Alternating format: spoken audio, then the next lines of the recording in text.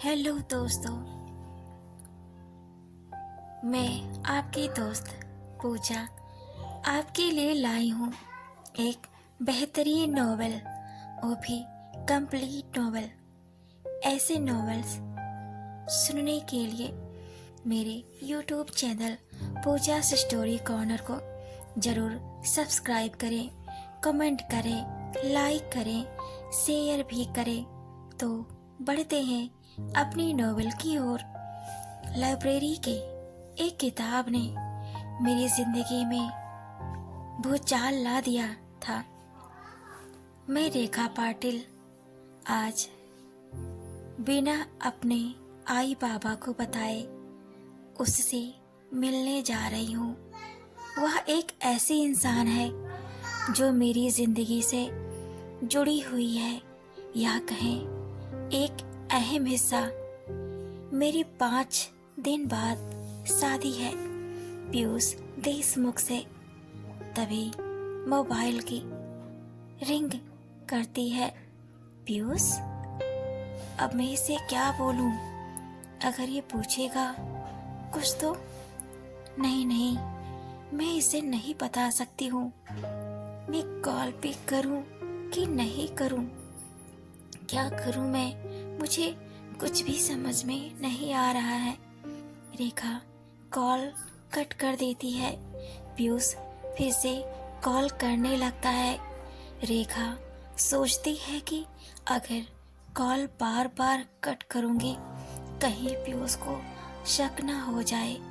Call pick कर लेती है, बोलती है, सॉरी, मैं बहुत ज़रूरी असाइनमेंट कर रही थी, कल बात करें, आज बहुत ज़्यादा बिजी हूँ, प्लीज़। पीयूष बोलता है, तुमको सॉरी बोलने की क्या ज़रूरत है? आखिर तुम पीयूष देशमुख के मंगेतर हो। पीयूष मुंह बना के बोलता है, ठीक है, तुम अपना काम करो, कल ही बात करेंगे फिर। रेखा फिर अपनी ख्याली दुनिया में खो जाती है। कोई उससे बोल रहा होता है, हे रेखा। फिर वो हंसी, वो आवाज, रेखा का पुकारना, रेखा तुम मुझे पकड़ नहीं पाओगे, रेखा। रेखा तभी वो चौंक जाती है। मुझे वो बुरे साए की तरह क्यों लग रही है? आखिर उसको अब क्या चाहिए मुझसे? रेखा की आंखें नम हो जाती है। विजया आंध्रा की रहने वाली थी। वो मुंबई जॉब करने के लिए आई थी। हम दोनों रूम पार्टनर थे। हमारी दोस्ती दिन ब दिन गहरी हो गई। रेखा बोलती है, जब विजया इंटरव्यू के दौरान उससे मिली, उसकी घुटने तक लंबे काले बाल, बड़ी बड़ी आंखें, मृग नैने जैसी, कद जो पुरुषों के बराबर था, सांवला रंग, पर सबकी नजर उस पर। मैं एक कोने में खड़ी उसे देखकर एक बार नजर फेर ली। मुझे बचपन से लोगों से दूर रखा गया था, इसलिए मुझे भीड़ से लगाव कम है। विजया हंसमुख और चंचल है। वह मेरे पास आई और बिना पूछे मेरे पानी के बोतल से पानी पी लिया। मैं उसे बोलने ही वाली थी कि मैं बोतल को मुंह लगाकर पीती हूँ, पर मेरी आवाज थोड़ा धीमी है, उसके पानी पीने की आवाज से भी कम। उसने मुझे बोतल दिया और बोली, तुम तो पक्का पास हो जाओगी। मैं तो बाहर से आई हूँ, देखती हूँ मेरा क्या होता है। मैंने उससे कहा भी कि तुम पॉजिटिव रहो, सब ठीक ही होगा। वह हंस पड़ी। हम दोनों सिलेक्ट हो गए। उसने मुझे बधाई भी दी। उसने मुझसे कहा, अगर तुम चाहो तो मेरे साथ रह सकती हो। मैं एक रूम पार्टनर की तलाश में हूँ। फिर हम दोनों एक साथ ही रहने लगे। एक दिन जब मैं विजया के साथ बेड पर लैपटॉप में एक मूवी देख रही थी, तो फर्स्ट टाइम ऐसा था, जो भी हुआ विजया ने मेरे फेस को टच किया, पर वो टच बहुत अलग था। मुझे लगा दोस्ती में ये तो होता है, तो मैं कोई रिएक्ट नहीं किया। वो मुझे ऐसी नजरों से देखने लगी जैसे उसने मुझे पहली बार मुझे देखा हो। मुझे कुछ ठीक नहीं लग रहा था, पता नहीं क्यों। एक अजीब सी फीलिंग आने लगी और थोड़ा सा घबराहट भी होने लगी।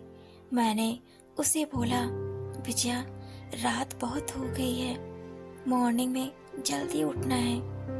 उसने मुझे मिल्क पीने को कहा और बोला, रेखा इससे बहुत अच्छी नींद आएगी, ये लो पी लो। मैंने उसे पी लिया। अगले दिन मेरी आंख 11:10 पर खुली तो मैं चौंक गई। विजया, तुमने मुझे उठाया क्यों नहीं? आज तो मैं गई, बॉस तो मुझे नौकरी से निकाल देगा। विजया ने बड़े प्यार से बोला, अरे चिल यार, मैंने मेरी छुट्टी ले ली है बॉस से, अब वो कुछ नहीं पूछेगा। मैंने उसे कहा, विजया क्या है? मैंने उसे कहा कि विजया देख, कुछ चीजें दोस्ती तक ही ठीक है, पर यहाँ तक मैं किसी को भी आने नहीं देती।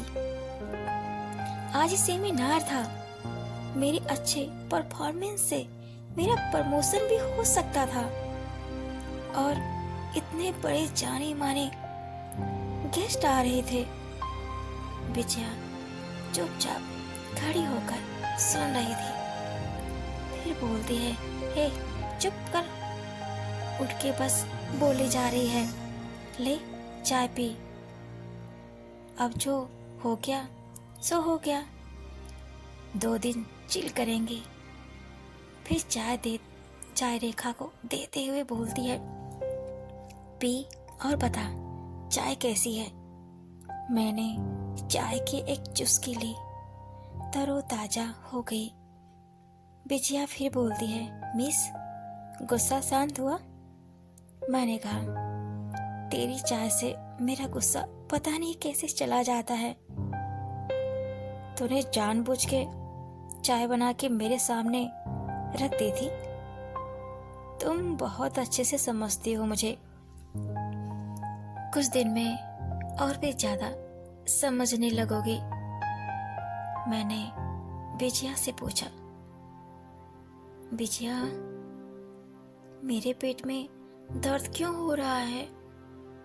कल तो रोटी सब्जी ही खाई थी यार।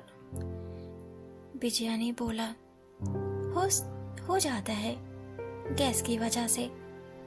मैंने कहा, अच्छा। उसने हाँ में सिर हिला दिया। दोनों चाय की चुस्की लेते लेते बात भी करती रही। विजया, मैं वॉशरूम होकर आती। जब मैं वॉशरूम गई तो मेरे पैर के नीचे की फर्श लाल हो गई। मुझे समझ में नहीं आया कि क्या हो गया मुझे, क्योंकि मेरे पीरियड गए 10 दिन हो गए थे। मेरी समझ में कुछ भी नहीं आ रहा था। विजया, विजया, मैंने आवाज लगाई। विजया ने बोला, क्या हुआ? मैंने कहा, देख क्या हुआ है, मुझे कुछ भी समझ में नहीं आ रहा है। चल डॉक्टर के पास चलते हैं। विजया ने बोला, अरे कोई बात नहीं, ठीक हो जाओगे। मैंने कहा, ऐसा कभी हुआ नहीं है। विजया फिर से बोलती है, बोल रही हूँ ना, कुछ भी नहीं है। मैं डॉक्टर के पास जाने की जिद की और चली गई। मैं वापस लौट के आई। मेरे साथ विजया नहीं गई थी। उसने कहा था उसे कुछ काम है। उसने एक लेटर में लिखकर छोड़ दिया था कि उसे माफ कर देना, उससे गलती से हो गया। रेखा बेड पर बैठ गई और रोने लगी। आखिर मेरी दोस्त ने मेरे साथ ऐसा क्यों किया? डॉक्टर ने कहा कि रेखा का शोषण हुआ है। आखिर एक महिला का शोषण कैसे कर सकती है? उस वाक्य को बीते 3 साल हो गए हैं। विजया का कोई पता नहीं चला। कल जब मैं लाइब्रेरी गई थी पढ़ने के लिए, तो मैंने वही बुक इशू कराई जो विजया हमेशा पढ़ती थी। यहीं आके मैं बोलती रहती थी, आखिर इस बुक में ऐसा क्या है? तो मुस्कुराकर बोलती, ये बुक तुम्हारे लिए नहीं है, ये बुक लेस्बियन के लिए थी। उसमें लिखी हर बात मुझे विजया की याद दिला रही थी। मैं सोचने लगी, इसका मतलब विजया भी। उसमें लास्ट पेज में सबके लेस्बियन पार्टनर के नाम लिखे हुए थे। एक नाम मेरा भी था और उसके साथ नंबर भी। मुझे नहीं पता ये कब किया था उसने। जब घर आकर मैंने उस नंबर पर कॉल किया तो कोई बूढ़ी महिला ने कॉल पिक किया। मेरे कॉल पिक करते ही उसने मेरा नाम लिया। रेखा बोल रही हो? वह महिला विजया की दादी थी। उन्होंने कहा, विजया तुमसे मिलना चाहती है। शायद इसलिए ही वो अभी तक जिंदा है। मैं खामोश हो गई।